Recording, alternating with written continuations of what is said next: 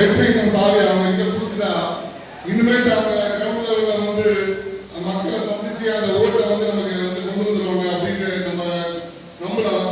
அதாவது மாண்புமிகு தமிழ்நாடு முதலமைச்சர், மாண்புமிகு தமிழ்நாடு துணை முதலமைச்சர் திராவிட மாடல் அரசு அப்படின்னு சொல்லிட்டு ஆரம்பிச்சோம். நீங்க பாத்துப்பீங்க, ஒரு 5 வருஷமா திராவிட மாடல் அரசு தான் போயிட்டு இருக்கு.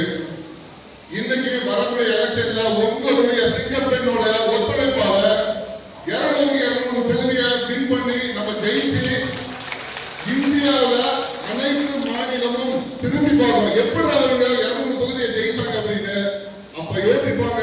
இங்க திராவிட மாடல் அரசு மட்டும் இல்ல, இங்க மகளிர் மாடல் அரசும் இங்க நடந்துட்டு இருக்கு அப்படின்னு தலைவர்கள் பண்ணிருக்காரு. ரோல் மாடலா வந்து இந்த உலகமே பார்க்கணும். அதாவது தலைவர் நிறைய பெண்களுக்கு திட்டத்தை வந்து சொல்லியிருக்காரு. உங்களுக்கு எல்லா திட்டங்களும் நல்லா தெரிஞ்சிருக்கு. குறிப்பாக இந்த காலை உணவு திட்டத்தை ஒரு கனடா நாடு வந்து ஃபாலோ பண்ணுது. அந்த மாதிரி ஒவ்வொரு மகளிர் தான் இந்த நாட்டோட பெருமை, மகளிர் தான் இந்த நாட்டோட தூண்.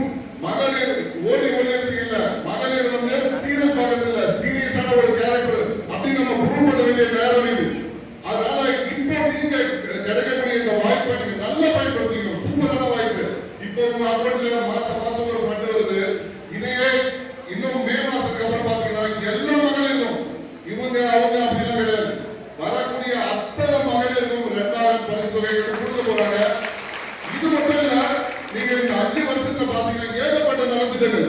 ஒரு ஆட்சியால வந்து குறைஞ்சபட்சம் 5 வருஷத்துல முழுமையான ஒரு வளர்ச்சி திட்டத்தை கொண்டு வர முடியாது. அப்ப நம்ம மீண்டும் இன்னும் ஒரு 5 வருஷம் கொடுக்கணும். ஏன்னா கட்டுமான பணிகள் எல்லாமே கிட்டத்தட்ட 10 வருஷம் இருக்கு. நீங்க ஒரு துபாயோ சிங்கப்பூரோ உங்க மக்களை அனுப்புறீங்க, நெக்ஸ்ட் நீங்க அனுப்ப மாட்டீங்க. இதுதான் துபாய், தமிழ்நாடு தான் சிங்கப்பூர் அப்படின்னு நீங்க திரும்பி பார்ப்பீங்க.